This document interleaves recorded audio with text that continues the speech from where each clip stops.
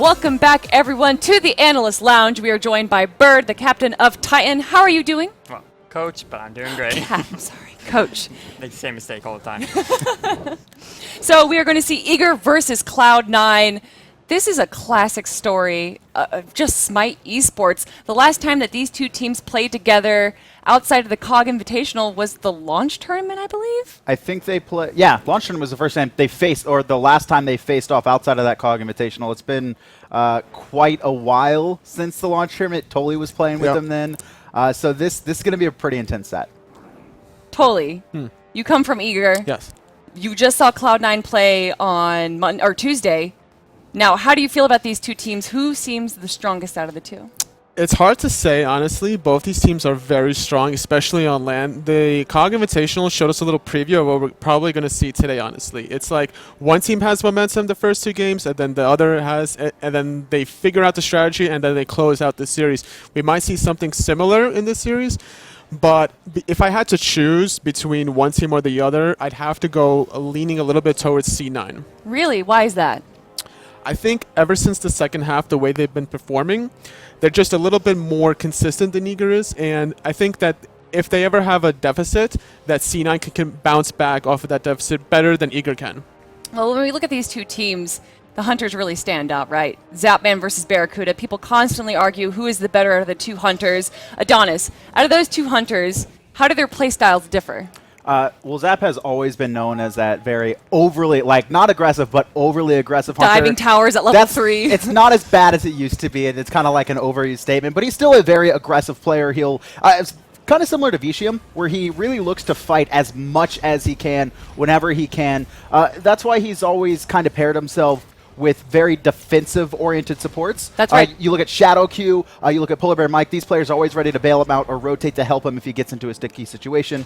You notice that before PolarBearMike, he was actually being supported by DaretoCare, their jungler, and that was kind of like two players who were very aggressive, and it was kind of bad for them. Zapman, though, I don't think he's as good as BaRRaCCuDDa, because BaRRaCCuDDa is very methodical. He doesn't give any inch to his opponent. So, Bird, let's talk a little bit more about BaRRaCCuDDa. Where do you think he really shines as a Hunter player? I mean, he is a late game ADC. He is an ADC as it should be from League of Legends, from Dota. He comes in, he shines late game, whereas Zapman's more of the early game, wants to win lane, wants to get the pressure. But I really think that BaRRa is just going to take it easy. He knows it's Zapman. He knows it's DaretoCare in the jungle. Sit back under tower, shine in the late game.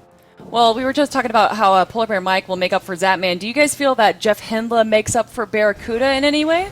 Yeah, I think that both of these supports can kind of leave each other alone in the lane, and they're both going to look for rotations, where if we see Zap playing aggressive God in lane, then we're more than likely going to see some rotations into that dual lane from PBM, trying to capitalize that, as well as JeffHindla trying to bail out BaRRaCCuDDa just to make sure that he safely gets into that late game position that he needs to be to win the team fights. What characters do we expect out of BaRRaCCuDDa? Out of BaRRaCCuDDa, it could actually be anything. Like, BaRRaCCuDDa will fit whatever his team needs, and kind of like how Vicium said when he was here on the couch, where it's like he's not looking for specific gods. BaRRaCCuDDa will play to the team comp. His god is almost never prioritized, and if it is prioritized, it's because they're saving their big counter picks for later. And it's like, all right, well, we need early game control, right? Like Vicium said, we want the Neith, or we want late game because we have early game in the jungle. Let's go Xbalanque for the global ultimate as well. Let's go Hui because I want to box in lane, pair it with something very aggressive like a Sobek. So BaRRaCCuDDa, I don't think there's an individual god he's looking for. I think he's just going to fit whatever the style that Cloud9's looking for. Well, or because of Soul. Or because of Soul. Or, something to Soul's make sure to always counter the pressure. Soul is always just a presence, right? Now, we saw the role swap with Envy, and that's very similar to what happened with Eager, where LAssiz is now in the mid lane. How does LAssiz play as a mid lane player? Well, since he started playing Smite specifically, he's always been in the mid lane with recent gaming back then, and it's kind of natural for him to play these mages, especially gods like Giannis, where he makes plays any which way he can. He'll rotate over with the ultimate, and then he'll just look for a play. Like, he'll play Poseidon, and then he'll just instantly whirlpool crack you without hesitation at all. And that's the key factor for him. He makes plays without the hesitation competition as we see on the screen right now, his Poseidon play. So are we going to see Poseidon? We haven't seen Poseidon at all in this tournament. I don't really think so. I think Poseidon won't really be a factor here unless teams are really looking to try and pick off the enemy support. Maybe if we see a Sylvanas or a Geb picked up on the side of Cloud9, that's a look to pick it off, but right now Sobek got a buff to his ultimate where he has more protections, as well as Zhang Kui being priority. There's a lot of gods right now that do very well against Poseidon. The only time I think we would see Poseidon is if the opponent is going to run Zeus, and you have a comp that can just blow up the Zeus, but you still run the risk of wasting that if the Zeus just goes Aegis very early. So we expect a Yanis out of LAssiz instead of a Poseidon, probably? I'd see a Giannis 10 times more likely than a Poseidon. Yeah, probably. I mean, it's really interesting, really, because we haven't seen them in so long now. We really don't know what they play. I mean, we saw Envy right now. They did something completely unexpected. We have no idea what they're planning, and they're supposed to be scrimming Envy, at least before coming to land here, where Envy and Eager, they have low priority on the scrim list. So it's like they haven't really gotten to play as much, and we know that Eager has been playing some other teams. So it's really hard to know what they're going to play. They could bring out anything, or they could bring out something similar to Envy's style. Or they could just have brought out what Envy played now, or what Paradigm or LC or whoever have played. A lot of it could be adaptation. Also, after watching the previous North American and European sets, there's kind of been a little bit of a meta developing, specifically in North America, I would say, with Xing being very high priority. Same with Bellona. These gods are probably going to be looked at. I know that the teams have been watching these sets. They probably had their own strategies going in, but they might have adjusted it depending on how they felt the enemy and Envy roster, or set win, excuse me. And I think that it's easier to predict what MLC Stealth is going to play rather than LAssiz. His three main gods are going to be the Giannis, and it's going to be the Zhang Kui and the Nuwa. Yeah. Exactly. So I think, if anything, Giannis is probably going to be a highly contested pick between both these teams. And we'll just see during picks and bans what exactly happens. Something that we just saw similar to the previous set is that Cloud9 already played, so Eager was able to watch them and see how they played. What did Eager gain from that? What do you think they learned from that first game?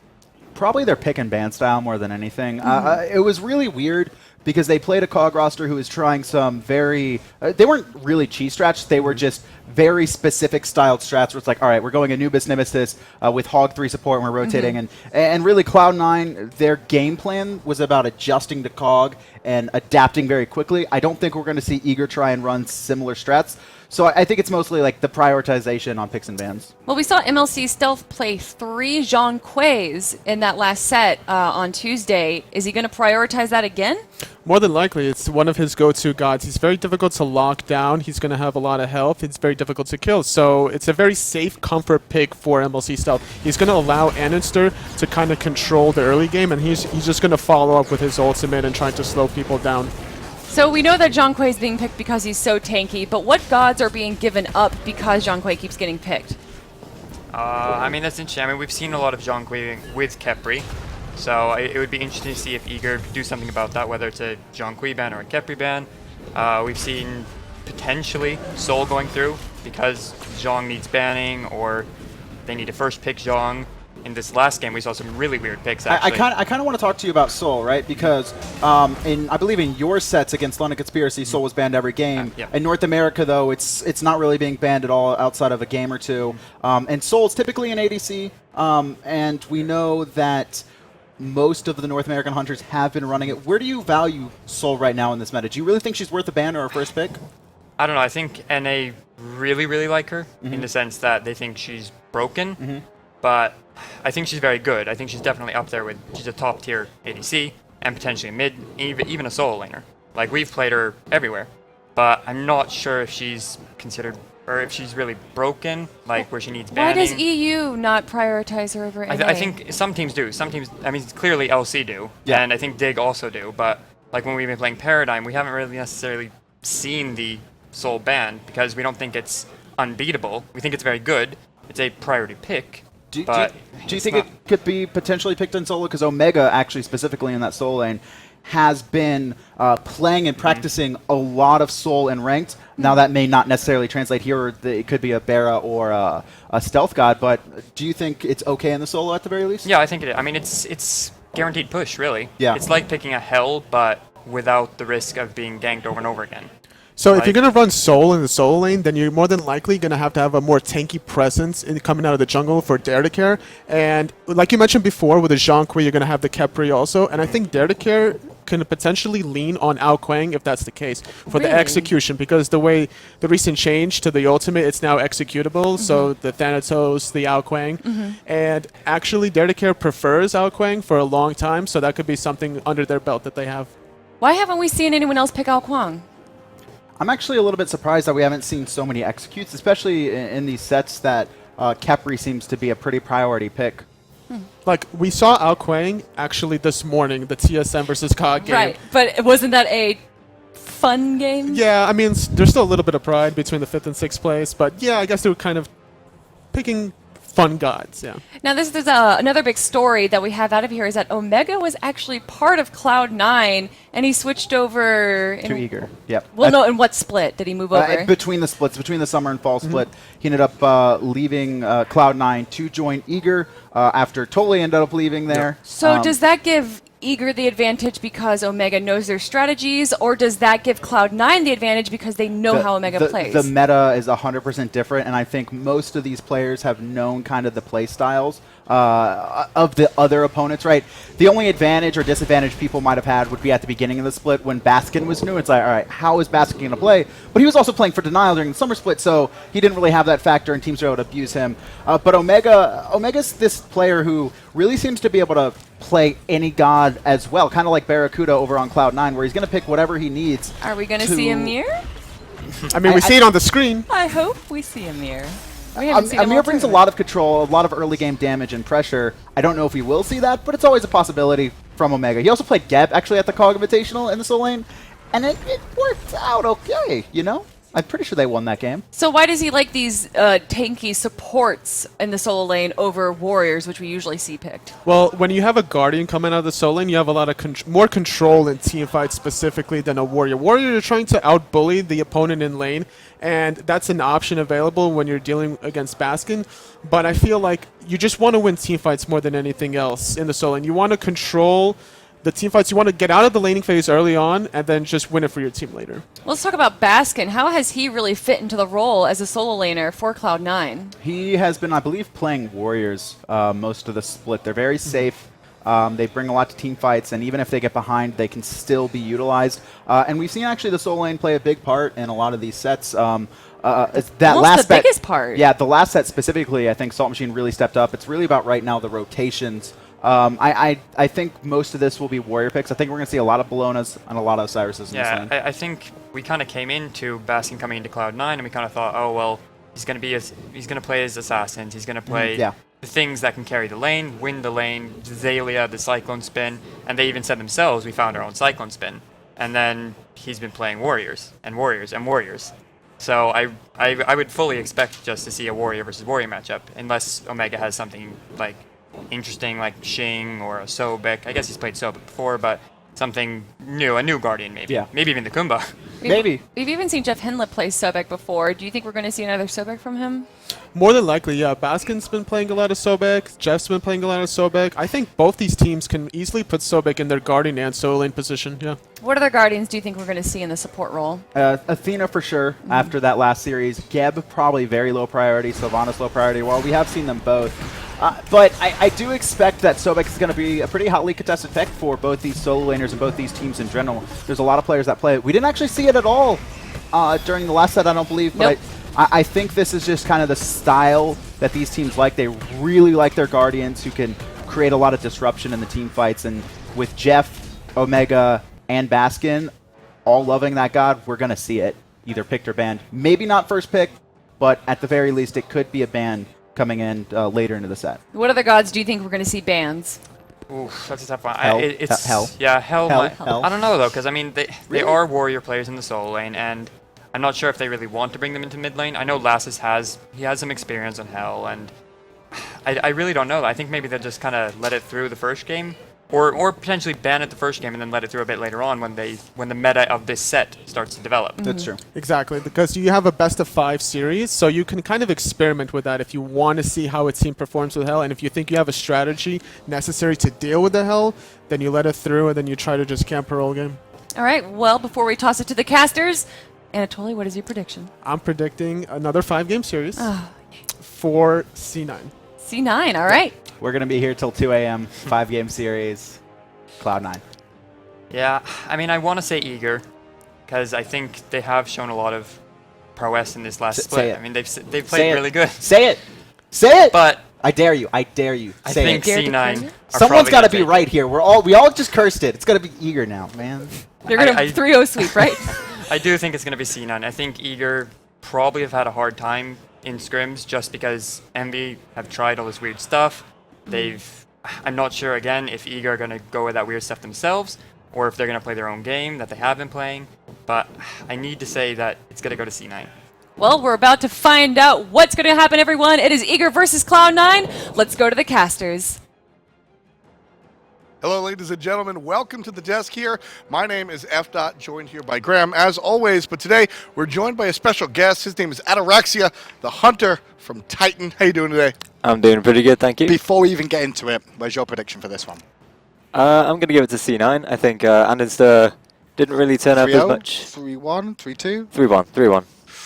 3-1. Interesting. Bold. A lot of these matches have gone in pretty much opposite directions than anyone really would have guessed. Oh, wait. We've all been talking about upsets all the time, right? And the funny thing about this one is, whoever wins, this is not an upset. No, not at all. It's that close between these two. This is the one that everybody at home has been waiting for all week long, and it's finally arrived. I mean, we're taking a look at the number. We're taking a look at the number 2 seed Eager versus Cloud9, who also has been a very prominent team, and despite their seeding, has been considered one of the best teams, not just in the region but also in the world. So both of these teams really have a lot on their side of the camp as far as that's concerned, and both of these teams are also very, very strong. We heard the analysts break down a little bit of the picks and bans situation, and now we're actually going to get into it. The first one that we see is a Zhang.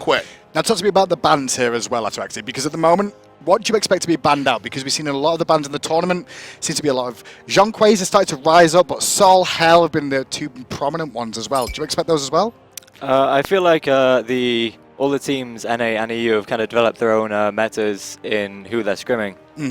So it's really hard to tell based on who they've actually been playing, but I feel like the Sol ban there is definitely justified after BaRRaCCuDDa's performance the other day. Do you feel that's all it was, though, Sol for BaRRaCCuDDa? Because when we've seen Sol in the rest of the tournament here, it's had a good time in lane, but then when it comes to late game, like we saw Neath in that last game there, the AD carry with crit and actual full damage is so much more worthwhile than this Sol hunter.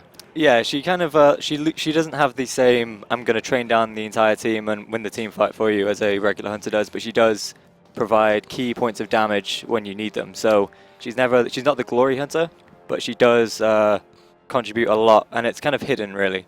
Yeah, she does a lot in the late game, and a lot in the laning phase is by far her strongest piece. For sure. And then in the late game, she's like any other mage hunter hybrid where she brings a lot. It's that mid game where she really dips because she's very item dependent. I will tell you though, from speaking to the guys on Eager, they really don't like to play against this character. Well, so the ban right away. And we can move on now because she's not even involved in this game. Exactly. We'll probably see her at some point tonight, I though. don't know. Bellona picked up his first priority pick for Eager. Then he went back to Cloud9 and it gets Thor. And we're also going to see Jeff probably take this Khepri into the support role. The Bellona is a pick that I absolutely love for Eager. It fits so well in what Omega likes to do and really plans to do. Sometimes when you see the Bellona, and Dare can play it in the jungle, but when I see Bellona, I think it's first option over to Omega. It just fits very well in his idea of being that frontline tanky bruiser. And Bellona's one of these gods that we've not seen for quite, well, at least over in Europe, actually. We've not seen it for quite a while. Everyone seems to have forgotten about it. But NA, they've always been on that train. Why did we not see her in Europe?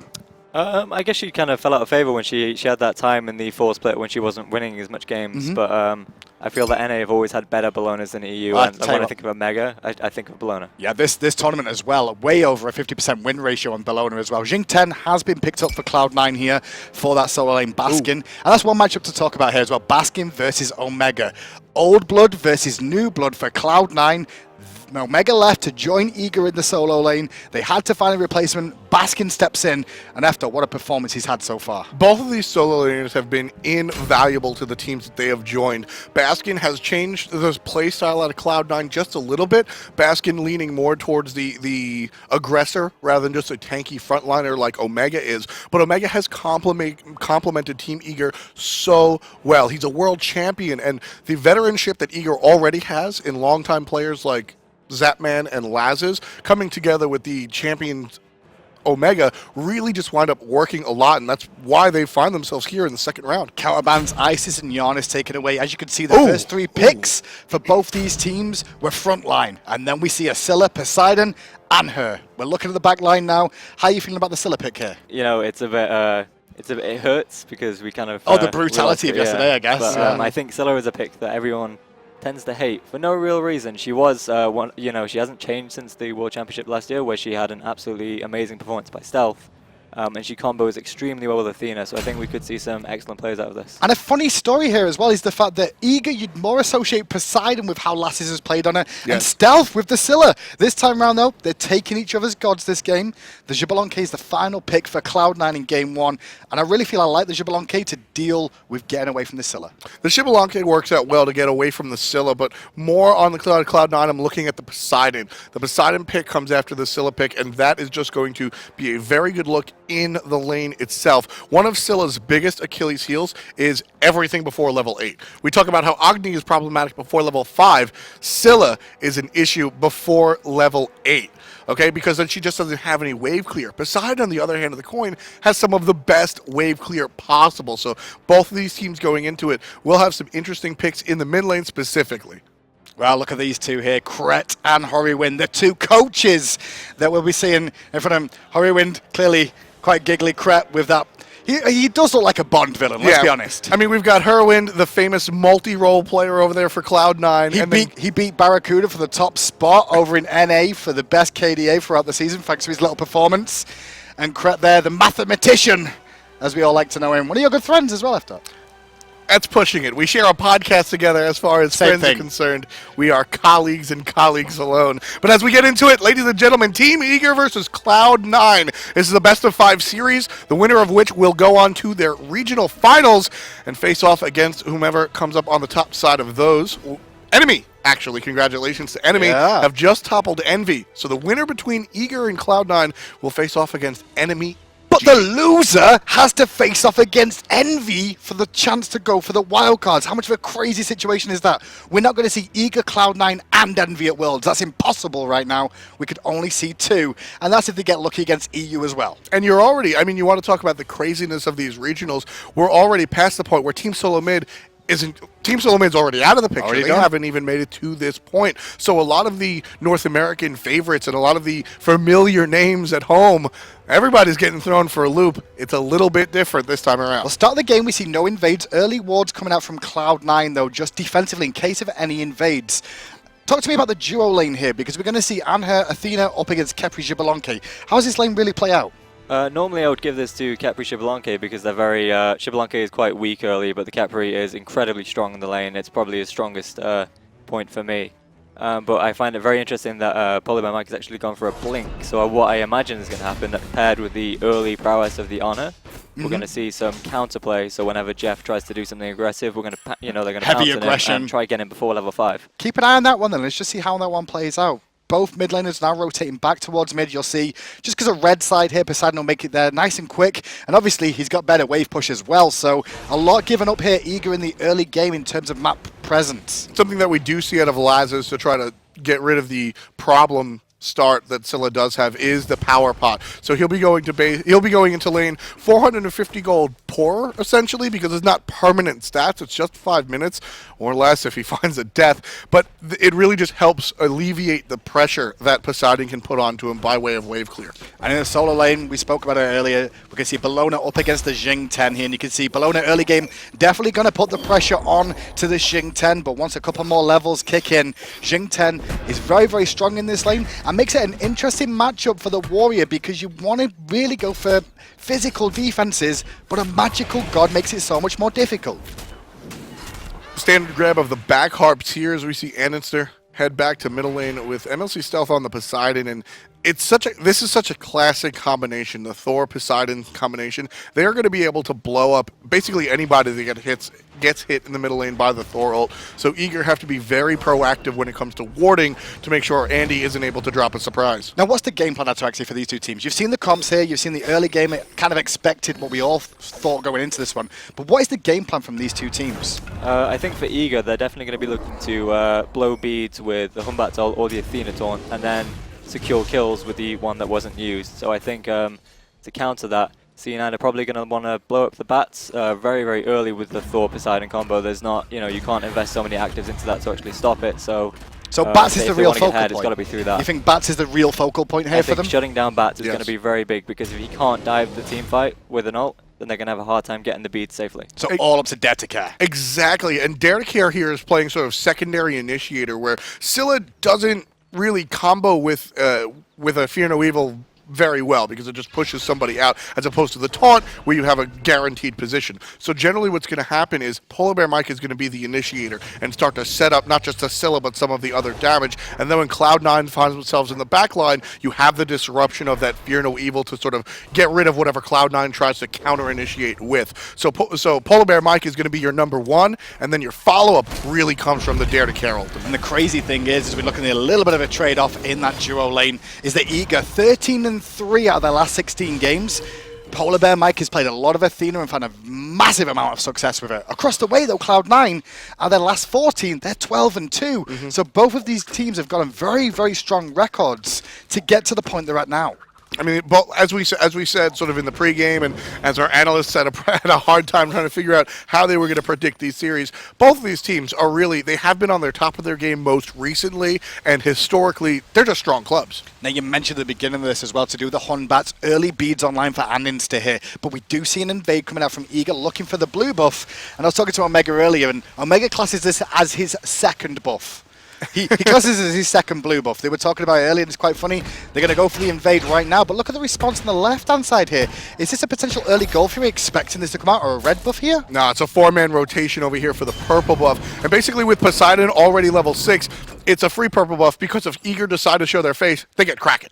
Yep. So it's just sort of a bodyguard, essentially. I really like this decision, because they realize they can't fight with the Xing that early with just, a 2-on-2. He's probably going to knock them out on top. He's much stronger in the full team fights. So looking at that commitment to the left lane on the purples, or the purple buff on the left side, how much does that hurt the Hunter by taking away the purple buff right now? Monkey in trouble. Monkey will get away from the Kraken, luckily enough.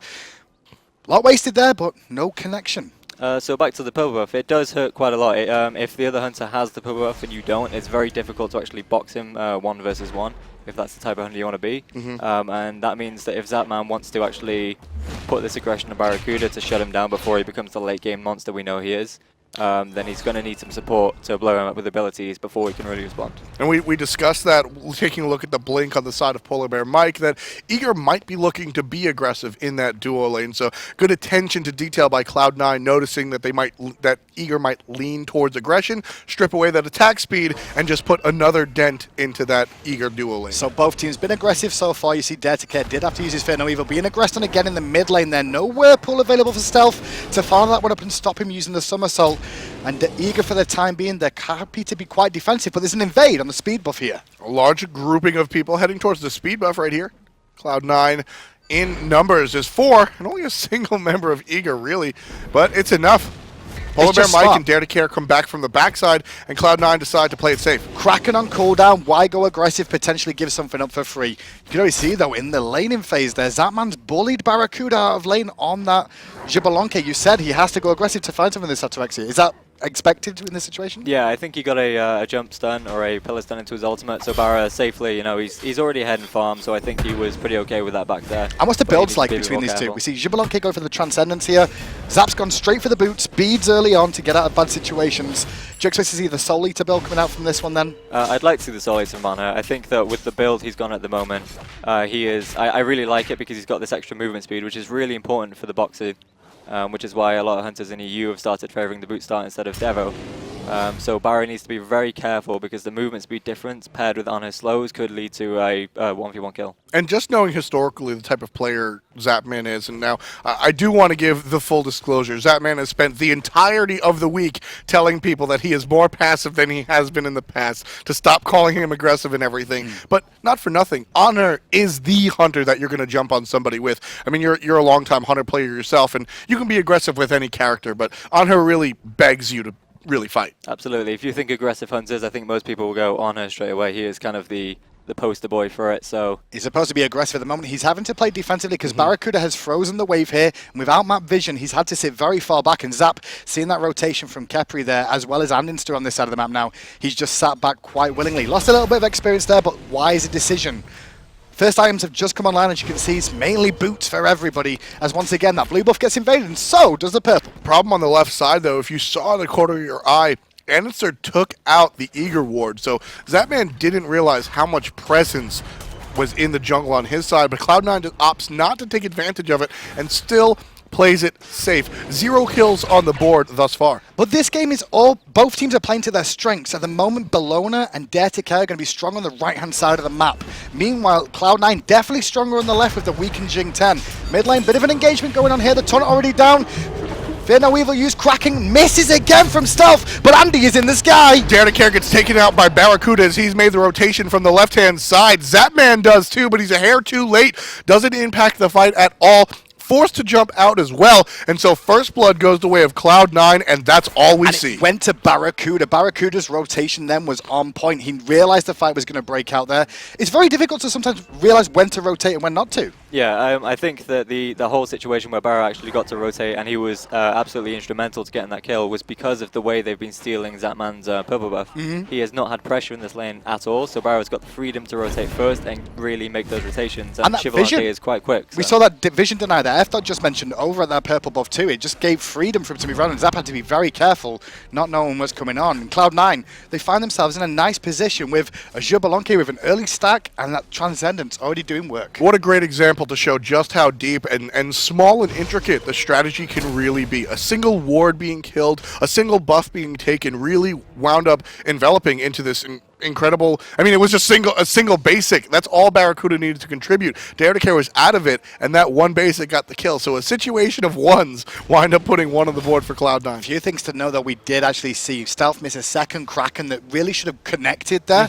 Got to keep an eye on those. Those Krakens have to hit. Poseidon is all about the burst from that. If he continues to miss that throughout the game, it's going to be an issue. And not for nothing, the Aegis that came out of Dare was early too. So it was just the fact that the Kraken was off the mark. I expect that to be just sort of the first one misses, no big deal. Let's move on, guys. Should be fine for the time being. And that's one thing to note as well. Aegis is probably going to be the order of the day for Eager here. Do you expect that to Axia? Absolutely. I think the key for Poseidon is he's not really a late game mage. He's not great at the big team fights, but he is very good at these early skirmishes.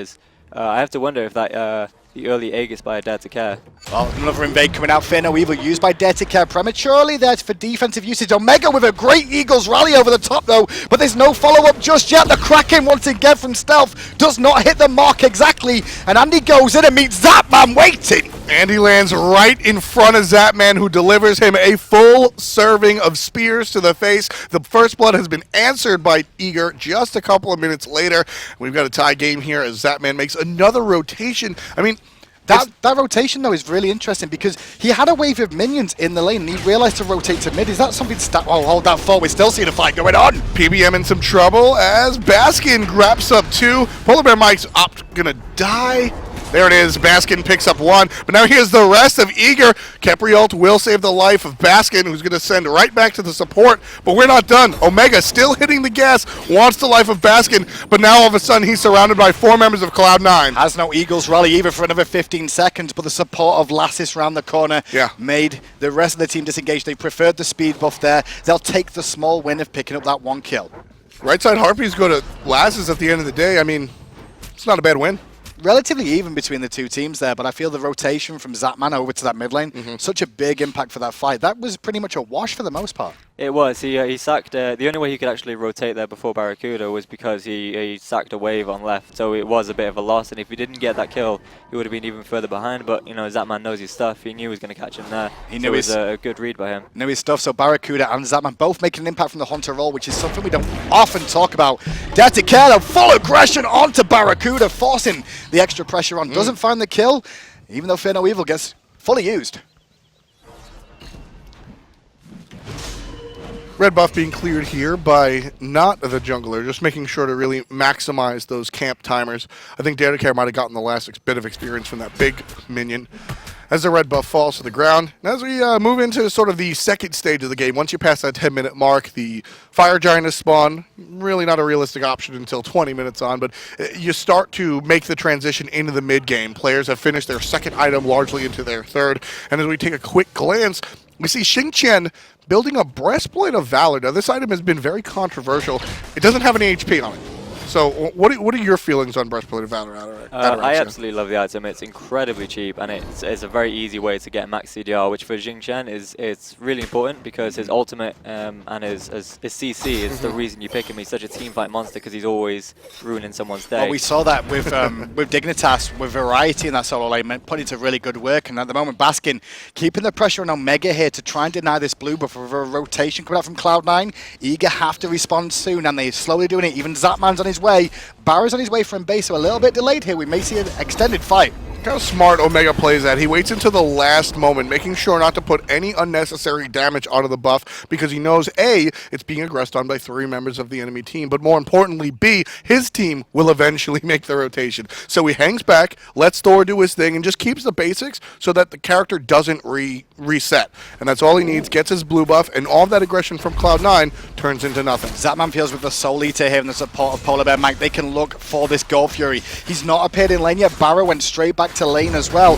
And at the moment, they've not got a clue of the I'm a Monster coming in. Gold Fury to Eager, what a great call. Just a heads-up play due to the heavy response to Cloud9 on the right side of the map. And Cloud9 knows that they have to try and get something out of this. BaRRaCCuDDa does pick up PolarBearMike, and even though the 1 for Gold Fury isn't worth it, especially considering the blue buff did eventually go to Omega, the fact that it's another kill onto BaRRaCCuDDa, it's still not worth it, should we say, but it's just a great look. Cracking in the jungle, looking for LAssiz, not going to find the kill, unfortunately. Left-hand side, there's still pressure on Zapman as well, who's in a bit of a pickle with DaretoCare there. No minions coming in just yet, so he's got a few seconds, but with Andy hanging around, he's probably going to lose his purple again.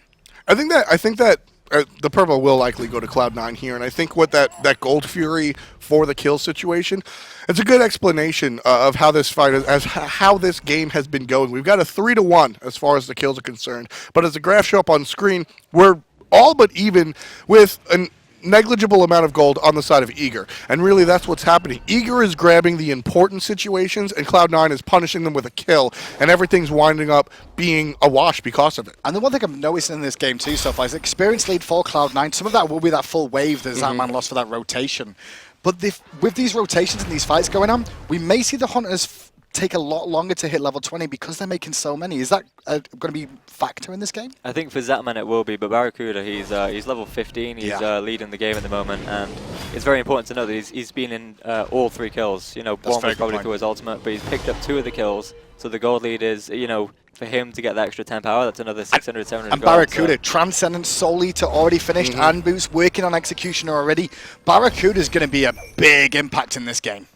I think they need to find an answer for him soon before he gets out of hand, because once Xbalanque, if he gets ahead at that point, then he is an absolute monster. And you put him on a player like BaRRaCCuDDa with a Khepri behind him, you got to be scared. Yeah, it winds up being just an absolute, I mean, I don't want to use the term hyper carry when it comes to Hunter because that's generally their role, but you got to be very careful of as how far ahead this Xbalanque gets. But for the moment, it's really just a thought, as there's about a level, maybe a half a level separating our 2 Hunters here, Zapman versus BaRRaCCuDDa in this long lane. It is about 500 gold differential though as well, which shows that he's making a bigger impact right now. Zapman has made good rotations, but he's still not working out just yet. And that's why I think we see Zap go into the jungle. Exactly. Zap trying to alleviate his pain, but over here, Omega, by himself, he is still a Bellona, so this isn't necessarily super scary for him. And you actually see him walking towards the enemy. Really no fear in the mind of Omega. Had them disarmed, he only had to use abilities. Most of what they had was already down, so he realizes what he can do in this lane. Don't forget, still got the Eagles rally, didn't have to panic too much. Omega is one of the most confident players in the SPL as well, and that's not and that works out to his advantage a lot of the time. He's very intelligent on knowing just how deep he can go, and winds up working out pretty well. Well, Dare just showed on the left-hand side there, looking to invade the red that they didn't find, and with the 3 men on the right here, Cloud9 do steal away his blue buff to deny a bit more experience once again to Eager. Cloud9 are slowly getting an advantage here, even though the Gold Fury went to Eager. One of my favorite things about this game so far has been how every time one team invades, the other team is invading somewhere else straight away, and it's... This is a bit of a crazy situation here, because we've got dives across both sides. We saw BaRRaCCuDDa pop his ult. The Kraken was looked for there, but Zapman leaps out straight into the hands of andinster, but an Impale is going to save DaretoCare's life. Zap's in trouble, though, because the Kraken was held. Uses a Desert Fury for damage, walks into a whirlpool. BaRRaCCuDDa gets another stack, and now PolarBearMike will fall to BaRRa as well. BaRRaCCuDDa gets the double kill. You're looking at 4 kills on a deathless Xbalanque at just 16 minutes in. This is a scary sight for Eager, and Cloud9 takes that left-hand tower, despite the fact that Zapman did literally everything possible to save his life. LAssiz going in there as well, having to use the Iron Monster to get out again. The pressure in a tier 2 tower, and it looks like he should go down here as well. Well, LAssiz got that backhand, that's for sure. I think the hero for that fight for me was Jeff. The way he, as they chased down the team, he provided so much CC, and more importantly, he used the Khepri to give BaRRaCCuDDa more damage so he can secure more kills. And he used the blessing, the ult. Yeah, exactly. And there's one thing we don't see too much out of the Khepri ult, is people don't realize it gives mobility and percentage of power. Absolutely. As you level up, get stronger and stronger. More and more teams starting to realize it now. I'm pretty sure we'll see more Khepri as this tournament goes on. Yeah, I mean, that really was the sort of off-label application of that Khepri ultimate. It is the battle res. Everybody calls it the battle res, but don't forget how much power and speed it can give. And as Ataraxia said, it really allowed BaRRaCCuDDa to clear that up, and it was actually really funny. Xing wind up being able to make the rotation, but so you actually saw Baskin dive the tower of Omega, and due to the Xbalanque ult, Omega didn't even know that Baskin was behind him. So Baskin is behind tier 1 and tier 2. The lights were out. Omega had no idea, and Baskin was able to rotate without the knowledge. Well, it was a good situation for Cloud9 there. They're in a great position now. Big key there as well. The Kraken from stealth, he held it wisely on Zapman. Still managed to get most of the damage off. And now, with the second Gold Fury spawning here, you can see the contest over it is going to begin, as both teams are going to look for something, and they're looking for stealth right now. Taunt here, unfortunately for Zapman. Pillar and Pale not going to wind up Well, he's good. still got stealth speeds there as well, which is a really important factor. Long beads cooldown as well. 3 minutes, still only rank 1. So with them being down, expect to see DaretoCare try and abuse that now with the Fear No Evils and bring down the guy with the Kraken. So as we approach 20 minutes in, it's 5 kills on the side of Cloud9 and 1 on the side of Eager, and a modest lead at 2,400 for Cloud9. Really, a lot of the question is, a lot of times people ask the question at Araxia, well, how does this team get in it? I don't think Eager is really out of it by any stretch of the imagination. How does Cloud9 extend this lead? I think the next Gold Fury is definitely in their favor. They want to try to get Eager out of position so they can secure this pretty safely, but they need to make sure they don't lose any more beads, because that's exactly what Eager need to do. And even though they are behind at the moment, you have to really watch out for the Athena and Batz combo, especially with Scylla. You know, you're never out of it with those gods. Never out of it with Scylla. That's one key to victory, but the one problem I see is they have to get to BaRRaCCuDDa. And the issue is they've got a Khepri in front of him, they've got Thor in front of them, and they're going to have this Xing 10 when it comes to teamfight stage. BaRRa is going to be very hard to pin down, and he's going to deal a lot of damage even if you get there. Exactly, with 4 kills onto the Xbalanque already, you're looking at 20 damage. That's half an item. I mean, that's half an item by itself. No gold needed to invest. That's a scary look this early on. So nice right now, Gold Fury being aggressed on. Andy chased out. Let's ride along with Eager. I'm gonna back in. Hold on. I have no ult. I have no ult, guys. It's full. They're not. They're not. Okay, they're gonna look for We should just pressure my We should honestly just pressure into gold. All the standing around's gonna hurt us. I got the sentry. Get a sentry. That's Athena taunt on me. Coming over. I'm almost here. Alright, that's Athena taunt on me. Can we look for something? Yeah, Baskin, go ahead. Baskin's 3 dead. Still. I'm wrecking. I need help in the back. I'm ulting up. Yo, still beats them. Hunt the ult. I'm on that. Yeah. Nice, let's go. Look at Hun. Hunt the ult. I'm wrecking. Hunt almost dead. Let's watch. I need help on Bellona. I need help on Bellona. Help BaRRa. Help me. Bellona almost dead. She's dead. Nice. Care for Scylla. I got a stun. That's I a got a death. dash here. I got a dash here. She's dead. She's dead. She's Nice. dead. Look at Tower. Look at Nice. Tower. Did you get- Or nice, bus. good Or bus. job, Or guys. bus. Purple's up. Good job. Now, the one thing about that whole fight there, after that was the most interesting thing. Jeff died and kept calling shots. Fear no evil down, beads down, and yes, it was a great play from them. Jeff was a big key. Oh. Andinster gets taken Little bit down too by much, Andy. DaretoCare. And also, if you couldn't tell by Jeff being the real general Yeah. in that situation, that was a Cloud9 listen in, not an eager one. And perhaps a good, happy mistake as Cloud9 winds up on the top side of that fight, pretty much bar none. They do wind up losing BaRRaCCuDDa and Andinster way later, but the people that they were able to take out were very important. And as you said, it was a lot of fun listening to Jeff. As he's dead, he's still able to see from his teammates' perspective and still dictate what's happening in the fight. It's such a small thing, but a lot of people realize to do that when you're dead. Is that something that you guys do on Titan as well? Yeah, Kanye is he's the primary shot caller, and having that energy, even if you get out of the fight, it's important never to drop it. You know, you have to keep it going. Well, here we go again. Gold Fury starting one more time This by can be Eager. dangerous. Cloud9 in position. Good taunt coming out there from PolarBearMike looking for stealth. Impale did not connect. Teleport did get cancelled there. The ward was killed that Baskin was trying to come in on. Oh, actually, was it? Yeah, it was. But the beads were forced onto Poseidon. Poseidon had the Kraken up, so Eager has to be very careful. Gold Fury going to be started here by Cloud9, and again, the Kraken is available. Round the back, though, comes the team. I'm a monster pop. They're looking for the steal. Can they find it? No, Cloud9 get it, and the Kraken connects with Omega's head. But LAssiz will secure andinster. Spin to win on from Baskin, throwing him towards his team. I don't think Jeff really wanted him there as he gets torn into a dangerous place. And now he's blowing the backside. Baskin in trouble, but a big blessing comes out to save him. Jeff, always the mindful one, able to turn around despite himself being attacked. Doesn't pull the trigger on himself, saves the ultimate for his carry out of the solo lane. Baskin survives, pretty much not revived from the ultimate, but just you want to walk away. When the Khepri ultimate gets put on that character, just walk away. And that's exactly what Eager had to do. So we've had a lot of aggression just lately, actually, and you can see some more as the blue buff trying to be taken away by him. I think Omega's dead, actually. He's got himself caught in an awkward spot now. He's going to fall down too, more than likely, with the chase on as well. And now with Xing Ted approaching, will that go over to BaRRaCCuDDa? Of course it will. I don't know if that's his second buff this time around, man. No, I don't think so, not this game. But I was going to say, actually, very aggressive so far in the last two engagements of the Gold Fury.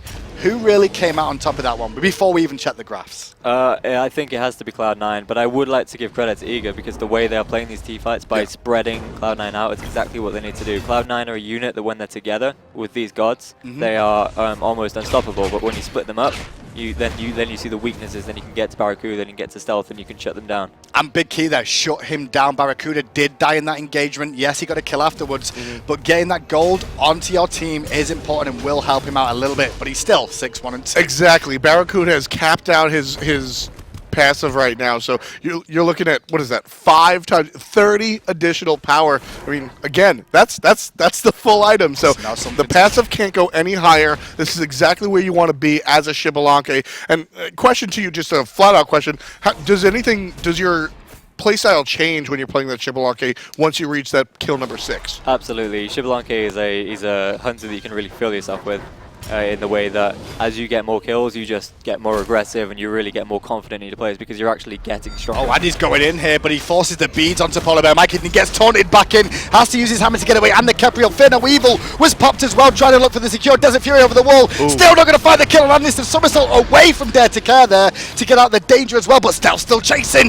DaretoCare played that very aggressive and probably a little bit too much, so he doesn't pay for it, but his team certainly does. Cloud9 turns around to chase the monkey, winds up picking up the support, and now Cloud9 is behind the enemy's tier 2 tower, dealing damage however they feel fit. And because of the distance they're allowed to create by the teams, they're also allowed to take a structure. Tier 2 in the middle lane goes the way of Cloud9. Only one tier 2 tower remains for Eager now, and they're really on the back foot. These engagements, yes, they've been skirmishy, yes, they've done the best, but Cloud9 keep coming out on top. The golden experience is starting to make a big impact now. This game has been spread out. Every time we've gone to the graph so far, it's been relatively close. Let's check it one more time, and let's take a look at the valley, or rather the mount. There it is, down 6,200 200 gold in the lead. This is no longer the 1 or 200 that we were talking about before. This is now a surmountable lead that Cloud9 is commanding. But when you look at the gold graph as well, remember the first gold fury of this game went to Eager. Oh, yeah. And yet the graph has not really been in their favor at all this game. Shows such an impact that Cloud9 and the grasp they've had on it with their composition so far. LAssiz, yes, he's on Scylla. They still have hope in the late game, but boy, is he going to have to find some big hammer monsters this game now. 25 in. We all pretty much expected these games to be pretty long, Hindu. As we said in the pregame, that these teams are relatively close as far as strength is concerned, but 26 in. Cloud9 making a push for this game to be over relatively soon. They're really, I mean, you're looking at maybe 2 or 3 more team fights before this one really hits curtains. Potentially. It depends on how the Fire Giant fight goes, because don't forget the secure is a little bit better from Scylla than it is from a Poseidon, just because of how quick the animation goes off. So the Iron Monster could be important, but BaRRA popping his ultimate, looking for aggression. They're not going to find anything now. Wall, double tap does connect with Zapman, but he doesn't panic and use the beast, just sits back, waits patiently, heals up off the back camps. Fire Giant is a big factor here. That ultimate seems pretty curious. Usually you see the Xbalanque ultimates come out when teams want to just go and inject themselves in the conversation. Another conflict being started after the fact. The Kraken going to go ahead and obliterate Omega, who's forced out of the fight by way of jump. DaretoCare in some trouble as well. His beads will protect him from the stun, but not from the damage. BaRRaCCuDDa finds another kill.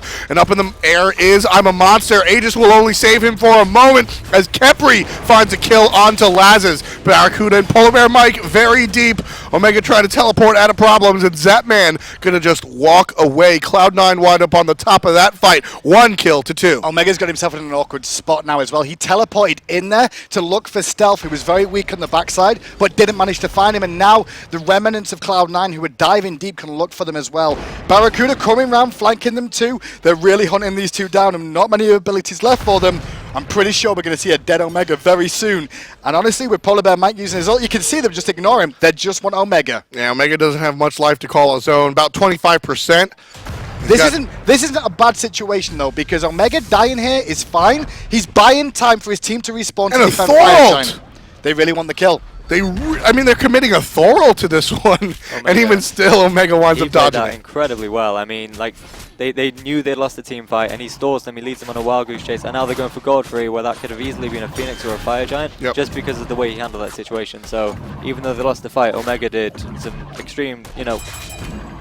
I mean, that's the role of the solo laner, pretty much. A lot of people are probably, oh, look at him run around, cue the Benny Hill music or whatnot. But as the solo laner, you're sort of like, especially when you're playing Bellona, you're almost a pseudo support, and your whole job there, rather than get kills, is to just sort of distract the enemy team. And as you pointed out, the Gold Fury is a great objective, but as far as what could have been had with much more time, it's certainly not as strong as the Fire Giant. But a good, strong game from Cloud9. They've got the Gold Fury now, and he's back to factory settings with Omega still dead for another 10 seconds. And that teleport should be relatively up soon as well. You can see down to the last 20 as well.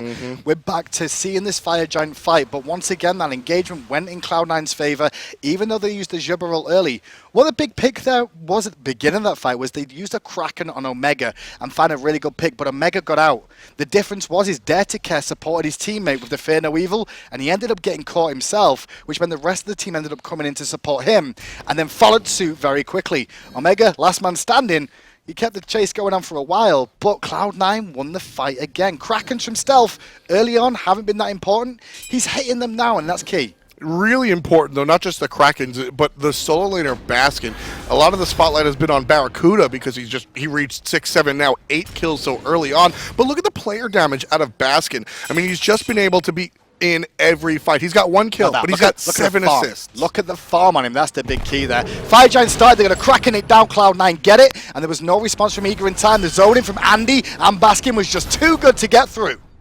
Cloud9 trying to find some sort of fight. DaretoCare going to save himself a moment of time, but Andy's already in the air. How offensive will he get? No, doesn't need to. Baskin's going to flank around the side. They get a tier 2 for free, back away, and then look for the engage again. One good route or abduct. Nice jump away from the Zapman. Omega in some trouble. Grabbed up in the washing machine, and that's going to be a dead Omega unless he finds the way out. Gets out of there by way of Athena. That's a large help, but unfortunately for PBM, he's by himself. Surprisingly, Eager does find a way out, but not until after Cloud9 takes all of their structures. And now they're looking for minions to come down the lane right now. Let's have a listen to C9 comms as they're looking to close out this game dominantly. Play back, come back, Baskin, come back. I got you, Baskin. I got you, Baskin. That's Come back, we're fine. Nice. Reset. Yeah, we can just fall back. Everyone back, Good job, guys. I'm sitting on a lot of money right now. Care for a re-engage. Care for a re-engage. Keep running up and back. They have nothing to take. Keep running up and back. So just run all the way and make it safe. We're back together at mids. Back to their mids. Right now. Right here. Back. Let's get full buy. Nice. Now we're going to go for right Phoenix. Right, Let's yeah, set up sentries around here. Alright. Just buy a whole new set of sentries. Yep. Full buy. So if you listen to the comms there, it's very clear, very concise. They're going to take it slow. There's no reason to make a mistake and throw the game. Listen to how they do comms, though. They repeat everything twice. It's not because they're all slow. It's because they want to make sure the point gets across every time. Repeat it twice. It's clear the whole team knows the objective, and they all follow suit. Just got a lot of gold. Let's all go back to base and spend that so our support's even better for the next fight. One of the things that I like a lot about Jeff and Ataraxia, I want to know who on your team does this, because it's one of those sort of like unavoidables. Jeff is always alerting the team of what could happen. Be careful of the re-engage. Eager hasn't shown anything to show that there's going to be a re-engage, but Jeff always has that on his mind. Who on Titan is the guy that brings the possibilities? I like to say it's me. I'm the passive player. I want to look at the big picture, and I think it's very important to not run away with, it's very easy when you're 10k up, you've got a Fire Giant, you've got a Phoenix. It's pretty hard quick banter time then. What happened with LC? Where were you then? I'm going to save you, Ataraxia, because mid lane we've got Cloud9 pushing right on down, separating just a little bit. BaRRaCCuDDa doing all of his work on the left side while the rest of the team pushes down the mid. A little bit of 4-on-1 action going on. This mid lane Phoenix should fall in just a matter of moments. The Athena roll on him as well. Athena Weaver goes down, but so does the Phoenix now. PolarBearMike gets a 3-man top, but there's no follow-up as he's going to get annihilated now. Zapman has to disengage. Zapman's beads burned by way of the Whirlpool dropped out of MLC Stealth, who picks up a kill as well. A couple of more kills, and this one looks like it's going the way of Cloud9. Pretty much no problem. Eager not able to put up enough of a fight. This one, nope. Titan. Halfway down, and that's it. Ladies and gentlemen, Cloud9 take one game up over Eager as we continue on into the series. A dominant performance, though, from Cloud9 right from the outset there. BaRRaCCuDDa showing he meant business today, personally for me, because he rotated very early in the fight, picked up that first blood. That got him going. Zapman tried to follow suit and did work as well, but he lost a bit of form. That's just the Hunter basis. Composition-wise, though, I did favor Cloud9 after picks and bans. I liked what I saw of Eager's picks and bans, honestly. I didn't really think there was too much of a problem. Especially knowing how the mid lane matchup was going. I liked the Scylla for Eager. I don't know. I don't think we saw enough aggression. Ataraxia. How do you feel? What was the issue? I feel that the way that C9 focused on the duo lane really allowed Xbalanque to actually have a big impact earlier than you would normally expect. Yeah. And I think the big part of that is where they chose to invade. Eager were invading on solo, trying to shut down Baskin, whereas C9 were shutting down Zapman and getting BaRRaCCuDDa really far ahead. And I feel that was what allowed him to get these kills and truly snowball. That was, that's the textbook definition of snowballing a Xbalanque, and they did it perfectly. Funny story, we saw that as well with andinster focusing on solo lane at the beginning of the season with Baskin. Now he's switching things up and focusing onto ganking for BaRRaCCuDDa. Well, Xbalanque wound up with 8+ kills, and 6 of them came pretty early. It's pretty much exactly what you want out of Xbalanque. Let's take a toss over to the analysts and see how they break down Game 1. Welcome back to the Analyst Lounge, everyone. Now, do you guys agree with Ataraxia saying that it was more so the positioning between the two teams and when they engaged and when they invaded that made the difference? Yeah, so we saw Eager invade the blue buff twice in a row, and as a response, C9 instantly invade the purple buff 2 times in a row. And what's big difference between that 2 factors is the fact that the Anhur was set behind, whereas the Xing was set behind for C9. And that matters because the Hunter, you want him to come out of the early game and make a presence. And when you have a Xbalanque coming out of the early game, that's more important than when you have a Bellona coming out of the solo lane. Why did we see Zapman pick Anhur and no one else has? Anhur provides a lot of actually peel for a hunter, something that we don't see out of any other Guardian. The pillar is super strong. Also, a god that can get some early kills, has really strong rotations, and is very good in narrow corridors. When Desert's Fury is actually doing a lot of damage early game. Unfortunately, he couldn't utilize that at all, but for me, it was Xbalanque getting 6 stacks on his passive by 23 minutes. Like, at the 16-minute mark, we actually saw DaretoCare dive very deep into the tier 1 in the dual lane, trying to shut BaRRa down because they already had 2 stacks. andinster on his Thor was actually able to rotate in, and BaRRaCCuDDa actually found 2 more kills, adding to his stacks, and then Zap was like 1,200 behind. BaRRa had 40 extra damage on his because of his passive. It was just, or 20, excuse me. He was just way too far ahead. So something really interesting, usually we see MLC, they play Scylla, and with LAssiz we see him pick Poseidon, but it was reversed. Did they both pick the other's gods so that they couldn't have it, or do they feel comfortable with those gods? I mean, I'm not sure. Honestly, they had pretty similar comps. I mean, they have the beads burning comps. You saw both teams. They built beads really early. Some of them even got Aegises. I think Jeff got a pretty early shell. Yep. Like, they have these comps that are really built around CC and big ults. And I guess maybe LAssiz even wanted the Poseidon. But, it fits into both comps. Either Scylla or Poseidon. You can pick them with either comp. And it works perfectly fine. So maybe it was just a MLC thinking, well, I'll take Poseidon because it's good for me. And it's bad if I take it away from him. I think the reasoning behind that, we saw a lot of mage bans coming out of both teams. A lot. And because C9 was the Chaos side, they had the next pick. And one of their openings was a mage. And it was between either Scylla or Poseidon. And to complement the Thor, Poseidon was slightly better. They wanted to transition the early game a little bit more favorably.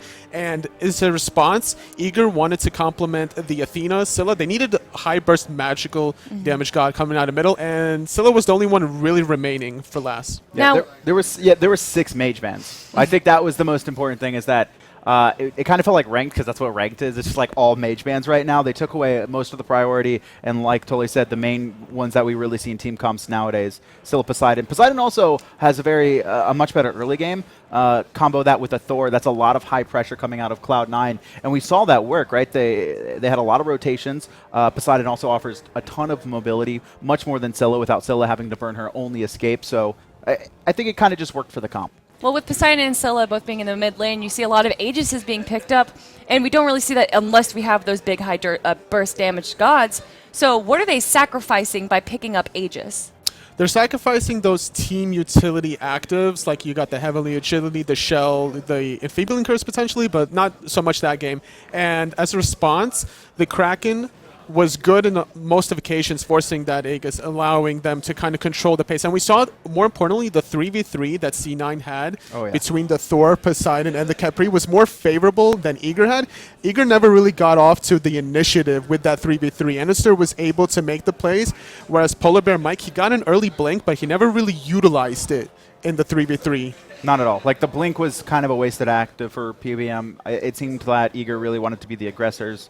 If you go blink Athena, you really want to make sure you stay even, because once you get behind, it's a useless active. PBM also forced into the beads because of how much control Cloud9 had, and then he didn't have any shells or Aegis or Heavenly or weakening, kind of like Toli said. Yeah, Well, I believe we are ready. Oh, I'm sorry. Oh, no, please. I think maybe, like, as you were saying with the early Aegis, I'm not even sure if it's the wasting an active slot that's the important part. I think it might be the not getting your core items up. That's true. I mean, Dare had full beads, full Aegis after Jotuns. Like, he had no tankiness. He jumps in and he's dead. If he does, like, if he has the active down, which they could burn with a Thor stun, or even a Kraken in some cases, you could just burn the Aegis. Then he's a free kill. I mean, how is he going to get out? Well, we're going to see Game 2 is ready, everyone, with Cloud9 versus Eager. Let's go to the casters.